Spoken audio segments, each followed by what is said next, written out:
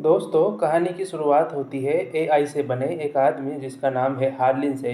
लेकिन किसी कारण से ये धरती पर ही अटैक करने लगता है और एक समय के बाद धरती से किसी दूसरे ग्रह पर चला जाता है एक मैसेज छोड़कर कि यह वापस लौट कर आएगा। पूरे 28 सालों के बाद आईसीएन की एक टीम को पता चलता है कि किसी बिल्डिंग में कोई आतंकवादी छिपा हुआ है। लेकिन वास्तव में वह आतंकवादी नहीं था, बल्कि हार्लिन के द्वारा भेजा गया एक एआई रोबोट था। आईसीएन की टीम जैसे ही बिल्डिंग पे पहुंचती है तो उसे पहले से ही भनक लग जाती है कि कोई उसे पकड़ने वाला है। लेकिन वह पहले से प्लान बनाकर आईसीएन के ज़्यादातर लोगों को मार देता है। लेकिन एक समय पर उसे भी पकड़ लिया जाता है और उसे आईसीएन के हेडक्वार्टर में ले जाया जाता है। दूसरी ओर हमें एक लड़की दिखाई जाती है जिसका नाम है एटलस।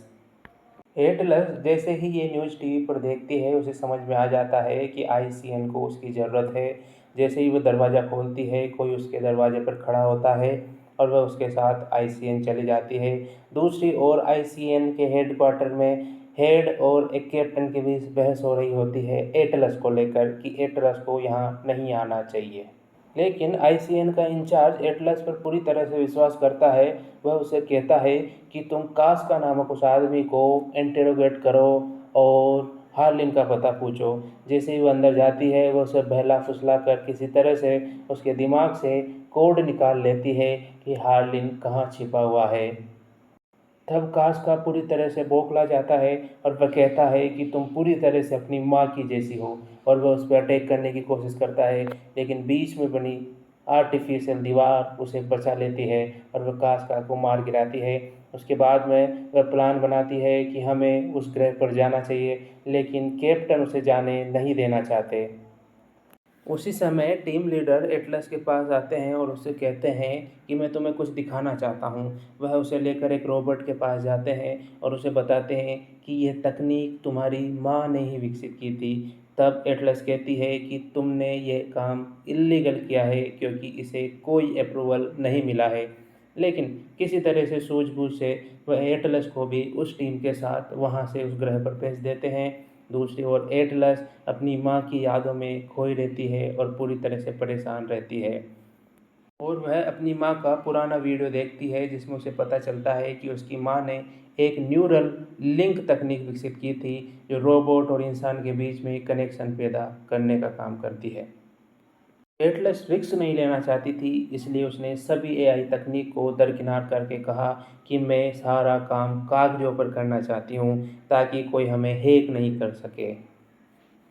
तभी कैप्टन उसे रोबोट के पास ले जाते हैं उसे समझाने के लिए कि ये किस तरह से काम करते हैं। लेकिन इसी बीच उनके जहाज़ पर अटैक हो जाता है और उनका जहाज़ तहस नहस हो जाता है। तब सभी लोग अपने अपने रोबोट्स में बैठकर वहाँ से चले जाते हैं। लेकिन एटलस के पास कोई रोबोट नहीं रहता है, किसी तरह से वह अंदर घुस जाती है। उसके बाद में उसका रोबोट भी हवा में उड़ने लगता है। लेकिन एटलस ने अपने रोबोट को न्यूरोलिंक से नहीं जोड़ा था, इसलिए वह ज़मीन पर गिर जाता है। एटलस इस अटैक से पूरी तरह घबरा जाती है। तब वह अपने पोड को ढूंढने लगती है और रोबोट से कहती है कि मुझे वहाँ पर ले चलो। लेकिन रोबोट कहता है कि जब तक न्यूरल लिंक नहीं हो जाता मैं एक भी कदम आगे नहीं बढ़ाऊँगा। तब वह उसे अपना अप्रूवल देती है।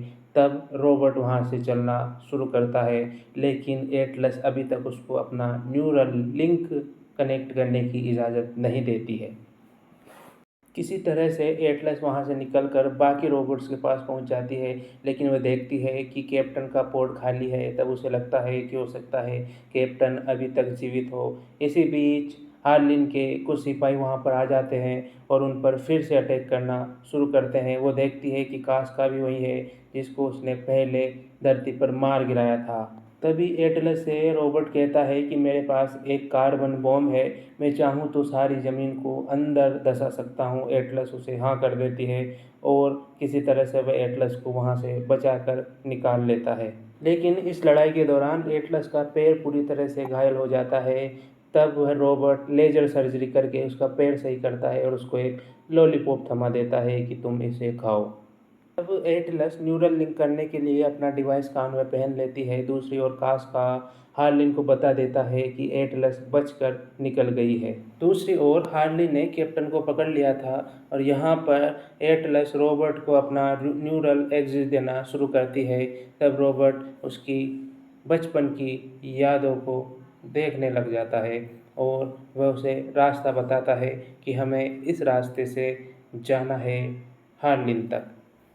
मोशन सेंसर का उपयोग करके किसी तरह से रॉबर्ट एटलस को किसी गुफा से होते हुए वहां से निकाल कर ले जाता है, लेकिन कास्का उसका पीछा नहीं छोड़ता। तो वह बीच बीच में माइंस बिछा देते हैं और वहीं पर कास्का को उड़ा देते हैं और किसी तरह से कास्का को एटलस पकड़ लेती है और उसे वहीं पर वापस मार देती है। हार्लिन को एटलस का संकेत मिलता है तो वह उसको कंट्रोल करने की कोशिश करता है अपनी एआई टेक्नोलॉजी से, लेकिन एटलस कंट्रोल में नहीं आती है और वह रॉबर्ट से कहती है कि मुझे हार्लिन तक पहुंचाओ। तब किसी तरह से रॉबर्ट उसे हार्लिन के अड्डे तक ले जाता है और वह देखते हैं कि कुछ लोग वहां पर उनके ही अंतरिक्ष यान से कुछ मिसाइल्स निकाल रहे हैं। वहां पर हार्लिन की लड़ाई एटलस से होने लगती है और हार्लिन एटलस को पकड़ लेता है। हार्लिन धरती पर एक संकेत भेजता है, लेकिन आईसीएन इंचार्ज समझ जाता है कि यह हार्लिन ने नहीं भेजा है।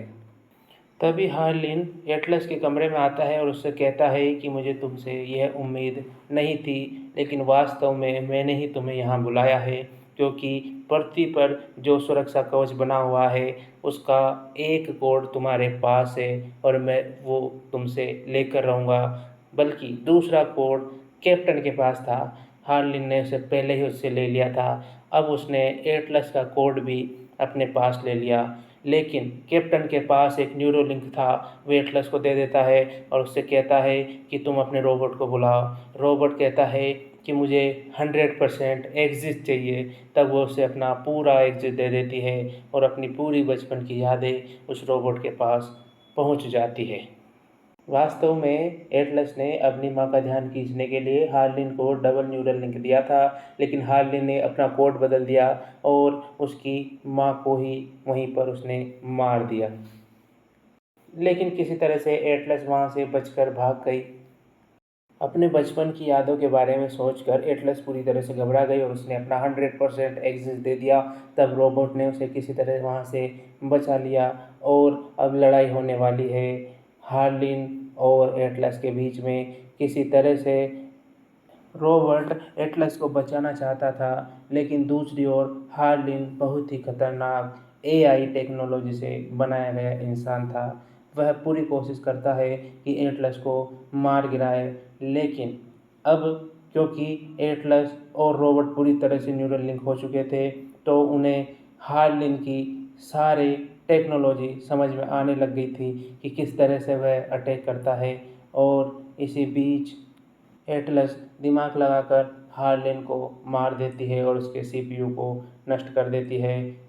लेकिन एटलस का रोबोट पूरी तरह से नष्ट हो जाता है। तभी धरती से कुछ लोग आते हैं और एटलस को बचाकर वापस धरती पर लेकर आ जाते हैं।